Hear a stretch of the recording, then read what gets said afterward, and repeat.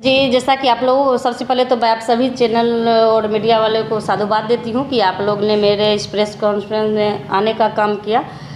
मधेपुरा के लिए यह ऐतिहासिक दिन इसलिए है कि यदि जल जमाव से मधेपुरा मुक्त हो जाएगा तो हम लोग एक सुंदर स्वच्छ शहर में रहेंगे।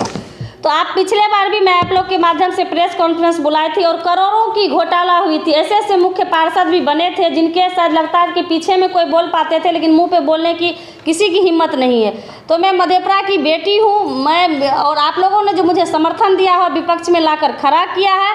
तो मैं आप लोग की उम्मीद पर खरा उतरने का प्रयास करूंगी और मधेपुरा किस तरह बिहार में नंबर 1 बने, किस तरह धरातल पर वो काम पहुँचे, उनके लिए मैं सदैव प्रयत्नशील रहूंगी और आप लोगों के साथ कदम से कदम मिलाकर के खड़ी रहूंगी। मैं पुनः आप लोगों को मैं आपके माध्यम से साधुवाद देना चाहूँगी माननीय मुख्यमंत्री नीतीश कुमार जी का, माननीय उप मुख्यमंत्री तेजस्वी यादव जी का और यहाँ के शिक्षा मंत्री प्रोफेसर चंद्रशेखर यादव जी का, जिन्होंने मधेपुरा के बेटा होने के नाते, मधेपुरा के लाल होने के नाते उन्होंने कोसी के लिए और मधेपुरा के लिए जो इतनी बड़ी सौगात दी है, मधेपुरा वासी उनका हमेशा कर्जदार रहेगा। नगर परिषद से आप लगातार जुड़ी हुई हैं। पटना नगर परिषद जो हुई है 9 वाहनों की बैटरियां गायब हो गई और नगर परिषद लगातार छुपाने का शुभ काम कर रहा था। इस मुद्दे पर क्या बताना चाहेंगे? देखिए, नगर परिषद सिर्फ और सिर्फ फाइल पर सिमटी हुई थी और आपने देखा होगा कि सीसीटीवी कैमरों के नाम पर करोड़ों की राशि उठा हुई थी और जिनका मैं आवेदन भी यहाँ के कार्यपालक और डीएम साहब को सौंपी भी थी और नगर विकास को भी लिखी थी और अभी तक वो जांच का विषय बना हुआ है। और सीसीटीवी कैमरे के नाम पर यदि आप घोटाला करते हैं और आपकी बैटरियां खुल जाती है तो नगर परिषद तो झांपने का ही ना काम करेगी। वह चोर मान के चले, आज तक एक भी चोर नहीं पकड़ा है तो नगर परिषद तो नहीं चाहेगी कि मेरी तौहीन हो। और कहीं ना कहीं उन लोगों को अपना बिल बनाने से मतलब है, तो चोरी तो आम बात है, आप नगर परिषद की कर रहे हैं। जब नगर परिषद ही चोर से घिरा हुआ तो मधेपुरा की जनता और आम सड़कें और आम गलियां की क्या हालात हो सकती है। मैं आपको बता दूं कि विगत 10 वर्षों से मैं सदन में जिन मुद्दों को लेकर के उठाती रही हूं, खास करके मधेपुरा नगर परिषद, आप थोड़ी सी भी बरसात में देखते होंगे कि जल जमाव से ग्रसित हो जाती थी। चाहे वो आपके बच्चे स्कूल जाते थे, आपकी बाइक गिरती थी, आप सब्जी लाने जाते, तो आप लोगों ने कई बार भी मेरे इन मुद्दों को कवर किया था। शायद आप लोग भी गवाह हैं, मुझे नहीं लगता कि कहने की आवश्यकता है।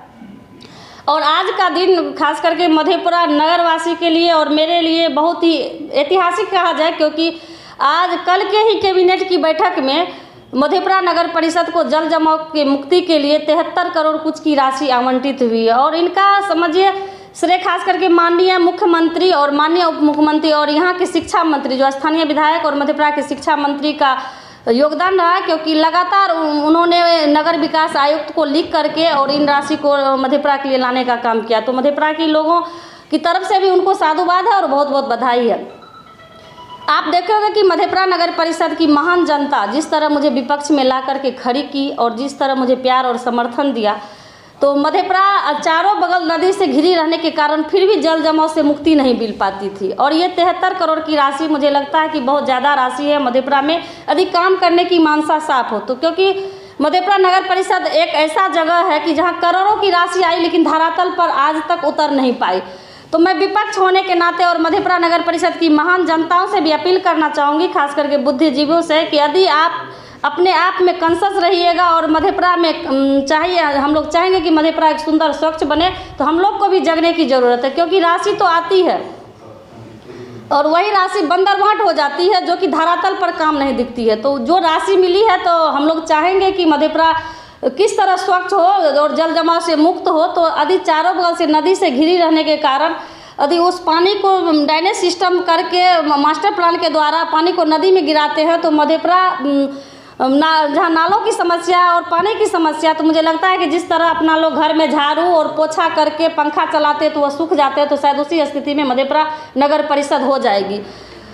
मैं आपको ये भी कहना चाहती हूँ कि यहाँ के कार्यपालक महोदय से भी मैं मिली थी और वो महिला हैं, तो महिला सशक्तिकरण की मैं बात करना चाहूँगी और उनसे जो मुझे मिलकर लगा तो सच में वो काम करने वाली हैं और हम लोग को उनका साथ देने का ज़रूरी है। तो मैं उनको बोली भी थी कि मैं विपक्ष में हूँ